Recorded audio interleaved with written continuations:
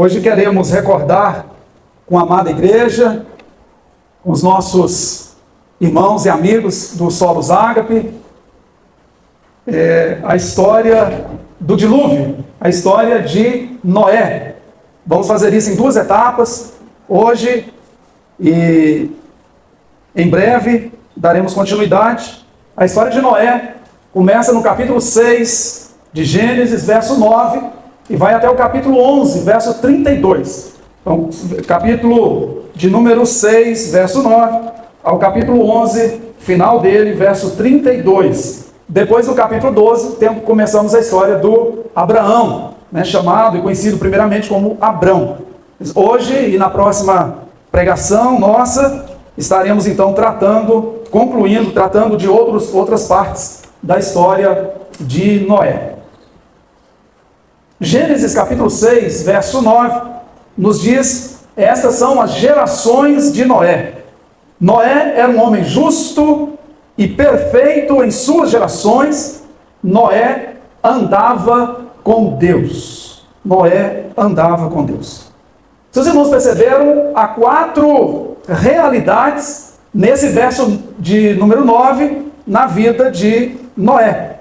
Primeiro diz que ele é homem, diz que ele é justo, que ele é perfeito e que ele anda com Deus. A declaração de que Noé é homem nos chama a atenção de que Noé é tão humano quanto você e eu. Na sua humanidade, ele é justo, perfeito e ele anda com Deus.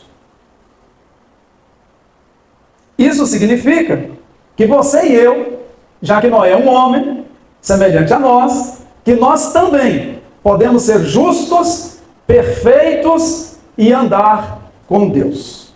O termo hebraico, traduzido como perfeito, é tamim. Tamim significa uma pessoa reta, uma pessoa correta.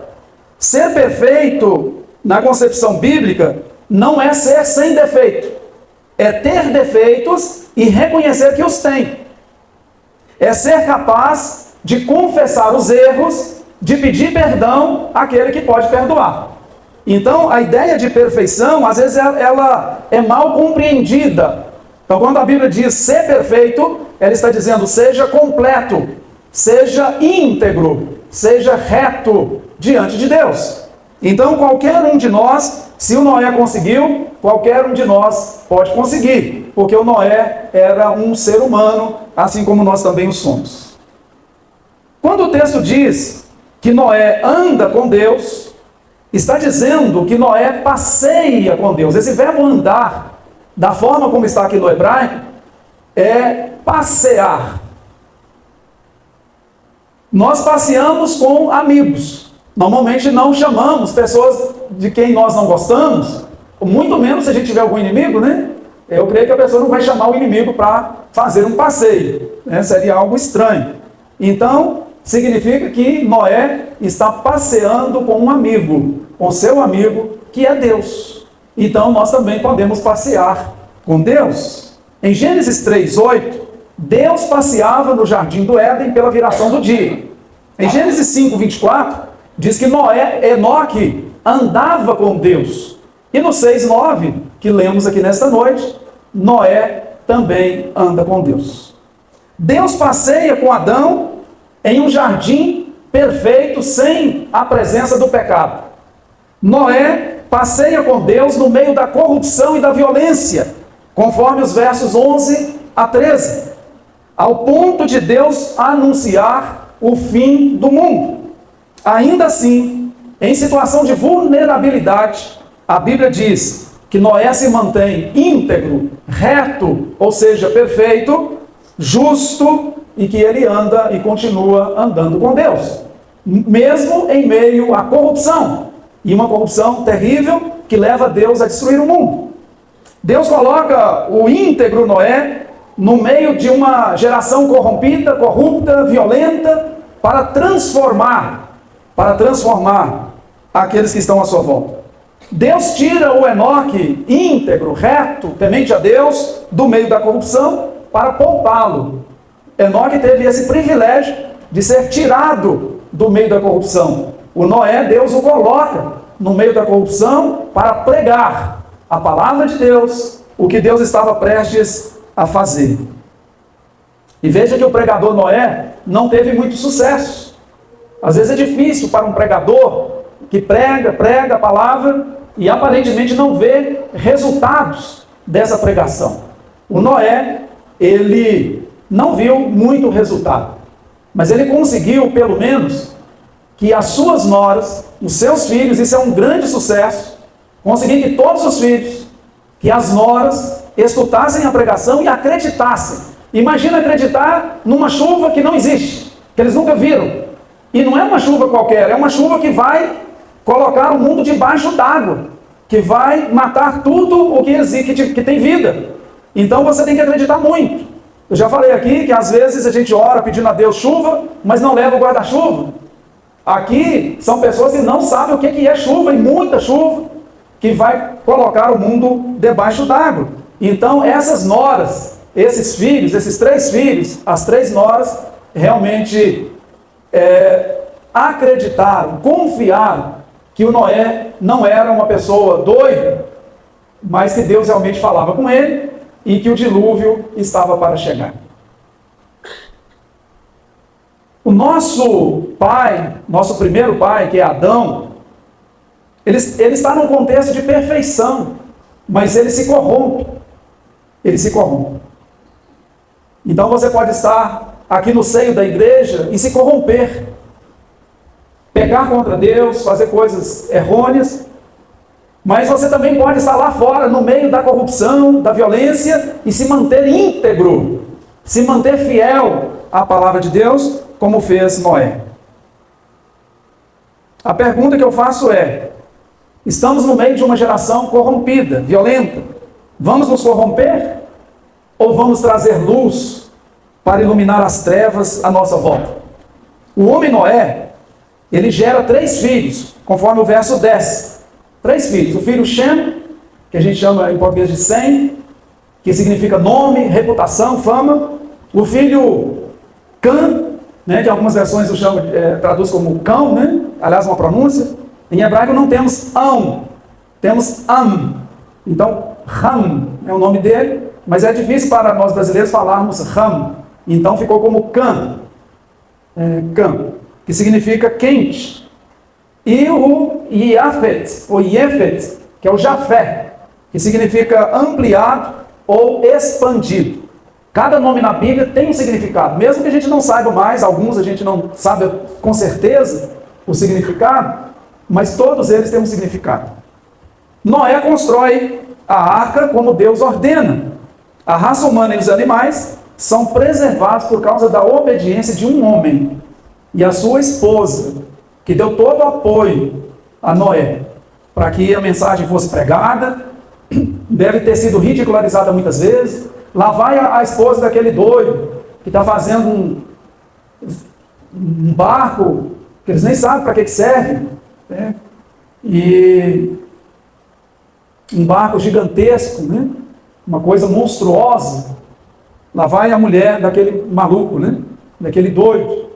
Os filhos, as noras, certamente foram ridicularizados. A arca, ela é material, mas é movida pelo espiritual.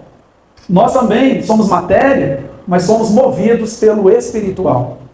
A vida de Noé contrasta com a situação da terra na época antediluviana. Enquanto Noé é justo e reto, capítulo 6, verso 11, a terra é corrompida e violenta.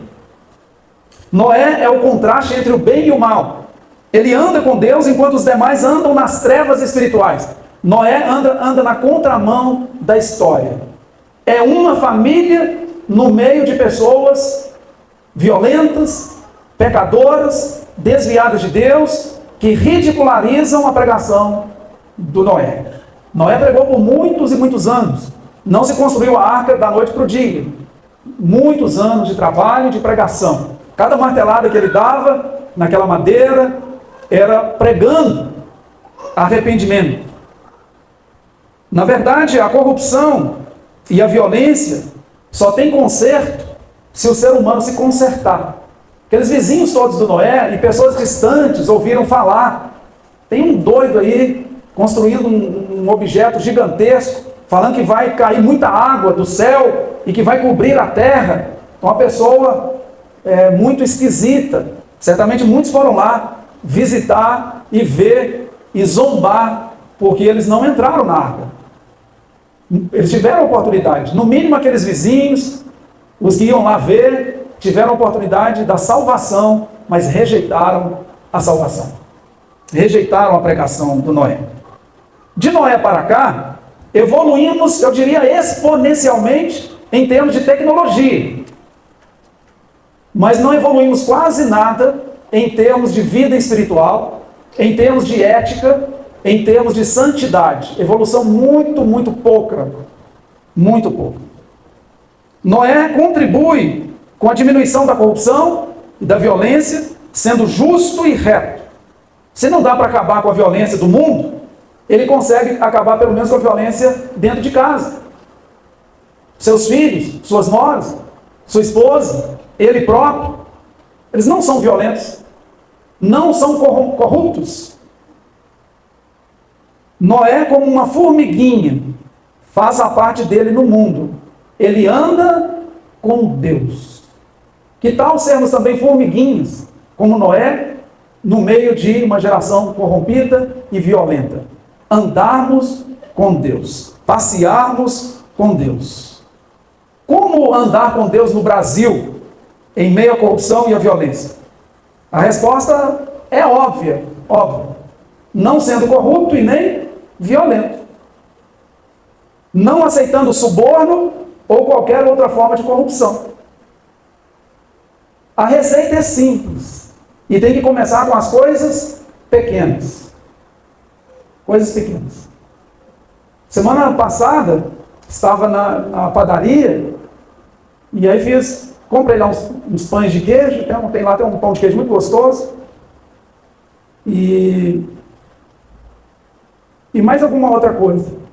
Aí quando ele me cobrou, eu falei com ele, essa conta está errada. Ele leu errado o número, dava lá uns R$7, estava me cobrando uns R$7 a menos.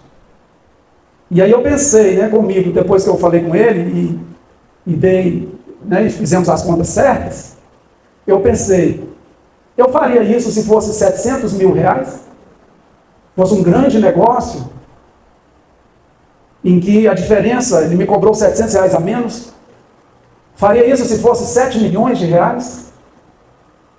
Quer dizer para os irmãos, quem não faz no pouco, não faz no muito. Isso aí a Bíblia já declara. Se você não for fiel no pouco, esqueça o muito. Você não vai conseguir. Nós fazemos nas pequenas coisas. Nas pequenas coisas. Talvez você possa dizer, aí é fácil o pastor, porque o pastor nunca teve 700 mil na vida, E muito menos 7 milhões. Por enquanto não, Por enquanto não. Mas no dia que se chegar, vou lembrar daqueles R$7, Ia fazer falta para a padaria? Não, o moço é o dono da padaria, que eu conheço. Mas não é o valor, a coisa em si. Se R$7, se 700, se 7 milhões. 7 milhões já era problemático, Aí a pessoa está muito ruim de conta, Para cobrar, 7 milhões a menos. Mas de repente era uma coisa muito grande, Então, irmãos, é possível ser íntegro nas pequenas coisas. O dia que acontecer a grande, você vai agir da mesma forma. Não é o tamanho da coisa. É o seu compromisso com Deus de fazer a coisa certa. Na escola, meus colegas, a maioria deles, no curso de letras, colavam. E eles sabiam que eu não colava, eu cheguei a ser líder de turma, mas eles sempre me ofereciam a cola. Eram generosos, bondosos. E eu sempre recusava. Mas sabe o que é mais impressionante? É que a maioria das vezes eu tirei melhor nota que eles. Eles colando e eu sem nunca colar. Porque eu estudava muito. No intervalo, o professor entrou na sala de aula. Não é comum o professor entrar na sala de aula no intervalo. Geralmente ele entra na hora da aula. No intervalo ele está na sala dos professores. O Professor da noite, o que eles combinavam, os estudantes? Quando a prova era dada primeiro lá à noite, um da noite passava a prova de manhã. Quando era de manhã, passava para o da noite. Eu era da turma da manhã. Aí passaram a prova da noite, que seria a mesma prova. Ele dava a mesma prova, à noite e de manhã. Só que ele entrou na sala, assim, de repente, e viu a prova dele circulando. O que ele fez? Preparou uma outra prova, no intervalo, naquele momento, foi lá no computador, preparou uma nova prova. Eu tive problema com isso? Nenhum. Tinha estudado a matéria toda, nunca dependi de cola. Você está entendendo? Uma coisa que para muitos é um trouxa, né? Quantos colegas meus, alguém assinava o estágio, porque o professor não gosta muito de estagiário, não é que fica observando, a gente tinha que observar. E achava que mas você conhece diretores, professores, qualquer um assina por você. E são esses professores, às vezes, que vão ser professores dos nossos filhos. Você está entendendo? Fiz estágio, escola pública, escola particular, tudo o que tinha que fazer, fiz. Um trouxa, besta, lá na minha cidade fala besta, chama de besta. Tem até uma expressão muito boa lá, que assim, até significa até outras coisas. Ele fala assim, ser besta. Né? Depende da entonação, né? Então, ser besta pode significar um monte de coisa. Então, eu estou dentro desse besta aí, né? Desse besta. Não estou dizendo que eu sou melhor que ninguém, é uma decisão que eu tomei na minha vida. Escola, não vou falar. Estou aqui dando testemunho. Coisa simples. Mas você dá testemunho. Como andar com Deus nesse nosso país, em meio à corrupção e à violência? Não sendo corrupto, não sendo violento, não aceitando suborno. Se cada pai, cada mãe brasileiros pensar e agir contra a corrupção e a violência, teremos um futuro melhor, uma nação melhor, um país melhor, um mundo melhor. A Bíblia diz em Êxodo 23:8, também suborno não tomarás, porque o suborno cega os que têm vista e perverte as palavras dos justos. O suborno cega. Aí a pessoa recebe suborno hoje, recebe amanhã, daqui a pouco está orando em público, agradecendo a Deus pela propina que recebeu. E ainda fala que é membro de igreja. E ainda fala que é pastor. Uma praga um negócio desse, né? Uma praga. E a gente tem isso, infelizmente. Suborno provoca a cegueira ética, moral e espiritual. Então passe longe dessa praga. A maneira de Deus fazer a corrupção e a violência da época de Noé cessar, os irmãos sabem muito bem, né? Foi a anticriação. Chegou assim ao extremo do extremo, a anticriação. Na criação Deus fez todas as coisas. Na anticriação, Deus faz as coisas desaparecerem. Capítulo 6:13. Deus cria tudo do nada, antes da época de Adão. Deus conduz tudo ao nada na época do Noé. Por ser amor e não somente justiça, Deus decide poupar a raça humana e poupar os animais. Deus orienta Noé, 6:14, a fazer uma arca salvadora. No verso 14 do capítulo 6, o Senhor diz a Noé, como que diz para Noé? Faça o quê?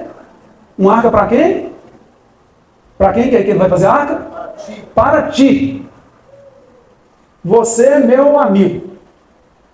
Faça uma arca para você. Eu já sei que a sua vizinhança não vai topar.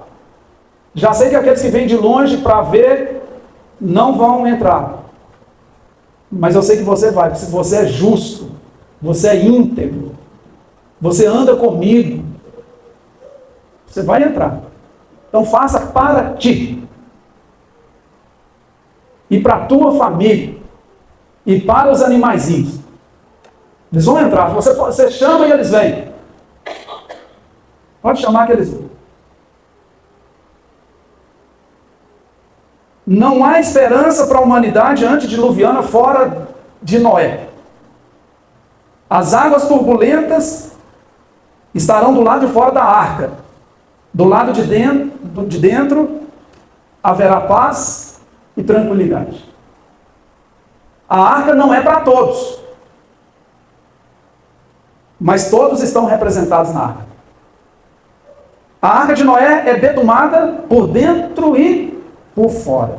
Isto mostra que Deus controla o interior e o exterior. A palavra hebraica que traduz betume é kofer. Kofer é exatamente a palavra, é exatamente de onde vem a palavra cobertura, de onde vem a palavra expiação. Quem está dentro da arca está coberto pela proteção de Deus e coberto da aplicação da justiça divina. O betume significa, nesse sentido, proteção, simboliza a proteção de amor e o perdão imerecido presenteados à raça humana e o cuidado de Deus para com os animais. Quarta-feira começamos um estudo bíblico aqui na igreja sobre bênção hereditária. Bênção hereditária. E a primeira bênção na Bíblia é dada aos animais. A segunda é dada aos seres humanos. Os animais foram abençoados antes de nós. E a terceira bênção é para o Shabat. O Shabat que abençoou Deus com o descanso. O abençoado que também abençoou. Muitos só querem a bênção do abençoador, mas não quer o abençoador da bênção. Como dizem os católicos, né? Como que é lá? Venha a nós, como que é? Vosso reino, não, como que é o venha a nós e vosso reino nada, né? É isso? Já não estou um bom católico, né? Faz tempo que não estou lembrando direito. Só lembro de com Deus me deita, com Deus me levanta, na graça de Deus, o Divino Espírito Santo. Não estou bem desatualizado, né? Nós humanos fomos criados no mesmo dia em que Deus criou os animais, né? No sexto dia. Só que eles foram criados antes de nós. Nós nos parecemos muito com os animais, muito. Olha para a carinha dos animais, o jeitinho deles, a gente parece muito com eles. Você e eu somos muito parecidos com os animais. Somos todos seres vivos, nos movemos, nos alimentamos, nascemos, respiramos, crescemos, morremos, temos olhos, boca e vários órgãos para a manutenção da nossa efêmera vida terrena, assim como os animais. Contudo, há uma grande diferença entre nós e eles. Como os irmãos já sabem, temos o hálito de Deus, uma natureza espiritual imortal, imagem ou semelhança do divino que nos projeta para a eternidade. Ao salvar Noé e sua família, Deus salva a imagem dele, que estava representada no mundo pela sua criação especial que somos nós. Capítulo 6, verso 16, fala que a arca tem 3 compartimentos, não é verdade? 3 divisões. No verso 15 diz que tem 3 medidas. Quais são as medidas? Comprimento, largura e altura. Comprimento, largura e altura. 3, no mundo judaico, significa resolução. Quando fala ao terceiro dia, espera-se que aconteça alguma coisa. 3 nos lembra, nós cristãos, o Deus triuno, Deus Pai, Filho e Espírito Santo. A história da arca tem tudo a ver com Deus e com a sua criação. A arca tem janela e tem porta, vocês perceberam? Tem janela e tem porta. Tem entrada e tem saída. Porém, entra quem quer, entra quem acredita. E sai somente quem entrou. Porta e janela comunicam liberdade, mas comunicam também proteção. Humanos e animais são protegidos dentro da arca. Há várias espécies na arca, mas só tem uma raça na arca, representada por 8 pessoas. Um pai, uma mãe, 3 filhos e 3 moras. 2 gêneros, macho e fêmea, masculino e feminino. A raça humana e as espécies são preservadas, verso 19, capítulo 6, através da união desses 2 gêneros, como a gente sabe. Verso 18. Deus estabelece um pacto com Noé, com sua família, de que nunca mais destruirá a terra com água. Não vai haver mais dilúvio. Esse pacto, como sabemos, é representado pelo arco, conhecido também como arco-íris. Em hebraico é o arco e flecha de Deus. É o arco e flecha. Deus salva a raça humana, salva a família, salva os animais, as espécies. O arco de Deus, dependurado no céu, com a ponta voltada para cima, representa o fim do conflito, o fim da guerra. Noé, um segundo Adão, do ponto de vista terreno, anda com Deus. O andar de Noé com Deus leva Deus a andar com Noé. O andar de Noé com Deus leva Deus a andar com Noé. E quanto a você? E quanto a mim? Que tal termos Deus como companhia, como alguém que passeia conosco? O que é que mostra que Noé de fato anda com Deus? Verso 6, 9, diz que ele anda com Deus. No verso 22 e no capítulo 7, verso 5, Noé faz tudo conforme o que Deus manda. Faz tudo conforme o que Deus manda. A história não diz que Noé crê na palavra de Deus. A Bíblia diz que Noé faz o que Deus manda. Noé obedece. Crer é próprio da raça. Até os demônios creem. Os demônios são bem crentes. Normalmente a gente não encontra um demônio ateu. Muito difícil achar um demônio ateu. A gente acha seres humanos ateus. Todo demônio é crente. Todo demônio é crente. Então ser crente não é muita vantagem. Precisamos ser discípulos de Jesus. O demônio não é discípulo. Ele não aceita ser discipulado.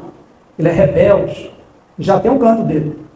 Como diz o John Milton, no Paradise Lost, Paraíso Perdido.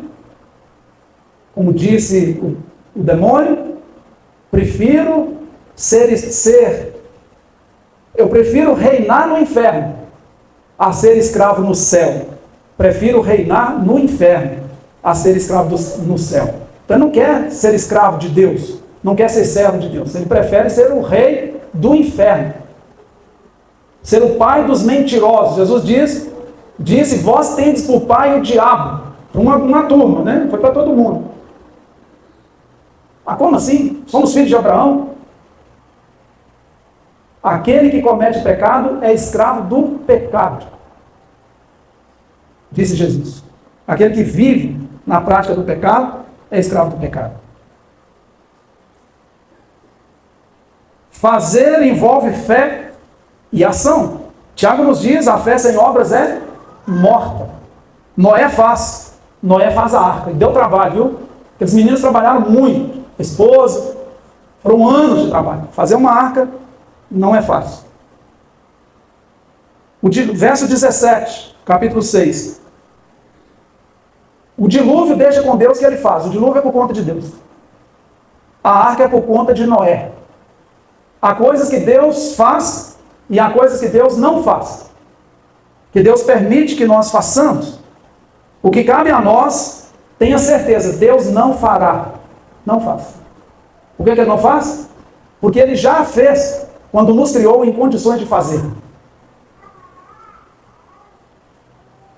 Não estudei nada para a prova e na hora lá eu quero que Deus me abençoe. Ainda tenho a cara de pau de pedir que Deus me abençoe.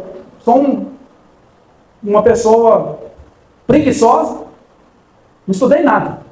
Aí peço, Senhor, me abençoa aqui. É uma oração, Deus olha para a gente assim, não dá um tapa na cara da gente. Deus não gosta de dar tapa na cara. E chamar a gente de alguma palavra que Deus também não usa. E que eu também aprendi a não usar. Meio treinando a não usar. Quero que aumente o meu salário, mas sou um péssimo funcionário. Só faço o que o chefe manda e olha lá.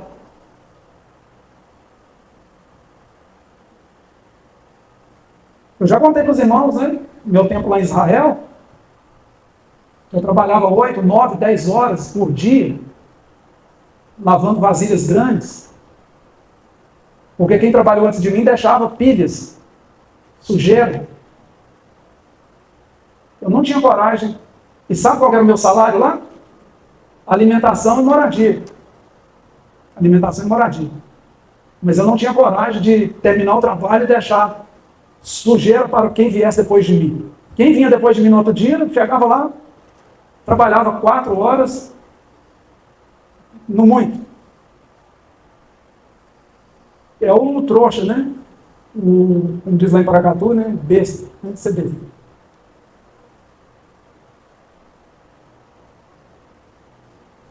Já tem muitos anos isso.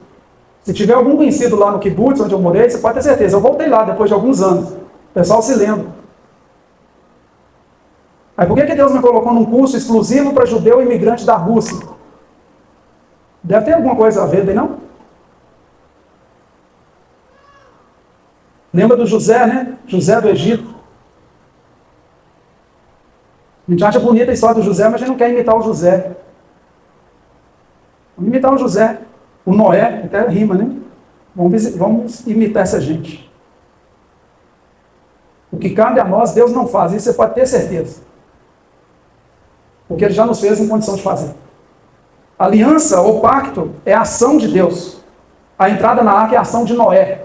Se Noé disser, eu não entro, Noé morre afogado. O dilúvio igual a qualquer outro. Se o filho de Noé não entra, morre afogado. Noé precisa providenciar a arca para salvar antes do dilúvio, precisa armazenar comida para se salvar durante o dilúvio, verso 21 do 6, e precisa, capítulo 7:2, colocar na arca 7 pares de animais limpos para se salvar após o dilúvio e para prestar culto a Deus, o Deus Salvador. Isso nos ensina que vivemos por etapas, precisamos respeitar a dinâmica da vida. A partir do fim do dilúvio se estabelece o costume de comer carne, já que as verduras, frutas e vegetais estavam em processo de renovação. É o que deduzimos da história do dilúvio, que antes o ser humano não comia carne. 7 pares de animais limpos lembram os últimos 7 dias. Gente, eles entraram na arca 7 dias antes do dilúvio acontecer.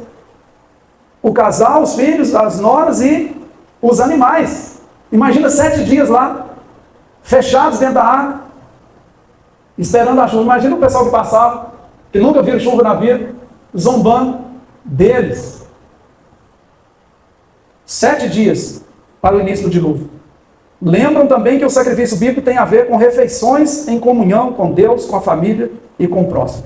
Após entrarem Noé, sua família e os pares de animais na arca, verso 16 do capítulo 7, o que Deus fez?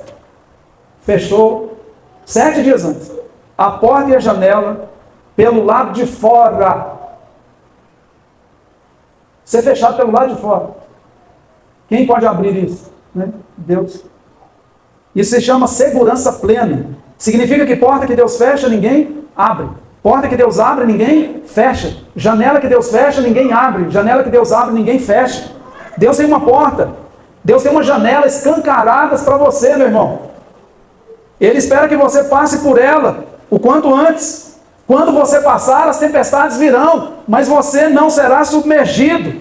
Você estará do lado de dentro, as tempestades estarão do lado de fora. Como diz aquela canção da harpa cristã: se as águas do mar da vida quiserem te sufocar, segura na mão de Deus e vai. Segura na mão de Deus, segura na mão de Deus, pois ela te sustentará.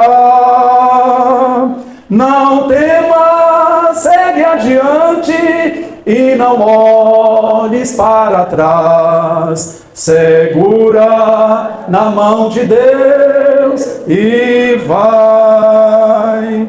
Quando você não tiver condições mais de segurar na mão de Deus, Ele segurará a sua mão. Aí Ele será não só o seu condutor, Ele será a sua habitação segura, Ele será a sua arca. Como diz a bênção que é dada a Asher, né, em Deuteronômio 32:27. O Deus eterno te seja por habitação. A arca é a habitação física de Noé durante o dilúvio. Deus, porém, é a habitação de Noé, a habitação espiritual de Noé, antes, durante e depois do dilúvio. Capítulo 8, 1 e 2, lemos que Deus se lembra de Noé. O próprio texto esclarece que o lembrar de Deus é igual ao seu agir em favor de Noé e de sua família. Deus se lembra de Noé e dos animais e acalma as águas do dilúvio. O verbo lembrar-se na Bíblia, quando Deus está relacionado a esse verbo, significa que ele está agindo em favor de alguém. Deus se lembrou de Raquel e ela concebeu. Deus se lembrou de Ló e o tirou de Sodoma e Gomorra. Deus se lembrou de Noé e acalmou as águas, e Deus abriu a porta e a janela. O lembrar de Deus na Bíblia é mais ou menos parecido com o que acontece também na língua portuguesa. Quando estamos viajando, lembramos de alguém, compramos um mimo, não é isso? E quando chegamos, entregamos o mimo e dizemos: lembrei de você. Não é porque a pessoa tinha se esquecido da outra, pelo contrário, ela se lembrava, né, que em português fica parecendo que ela havia se esquecido. Tanto é que esse mimo se chama lembrança.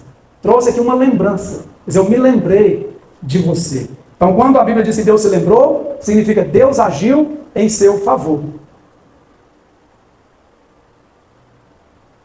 Com Deus não poderia ser diferente. Ele jamais se esquece de você. A Bíblia diz em Isaías 49:15: porventura pode uma mulher esquecer-se tanto do seu filho que cria, que não se compadeça dele, do filho do seu ventre? Mas, ainda que esta mãe se esquecesse dele, contudo, eu não me esquecerei de ti. Deus está falando para você: eu não me esquecerei de ti. Deus não se esquece de você, meu querido irmão. Para concluir, nessa história do dilúvio, quando se diz que Deus se lembra de Noé e dos animais, significa que Deus age em favor de Noé, que Deus age em favor dos humanos, mas que Deus age também em favor da sua criação. A ação de Deus aqui é de fazer passar um vento sobre a terra e aquietar as águas do dilúvio. Se nos lembra Jesus, né? Aquietando as águas do mar da Galileia, né? Dizendo: mar se aquiete, águas, né? Se acalma. De modo semelhante, Deus quer e pode aquietar o seu coração nesta noite. Permita que Ele faça passar o seu vento sobre você e traga a sua alma, a paz, assim como Ele trouxe calmaria sobre o dilúvio. Sobre o dilúvio. Que Deus abençoe a sua vida e que você encontre a paz que você está procurando em Deus. Em Deus. Ainda que alguém zombe de você, ainda que você seja classificado como trouxa, como besta, saiba que Deus te acolhe como amigo, porque você decidiu andar com Deus. Que Deus tenha misericórdia de nós e nos ajude a andar com Ele. Amém?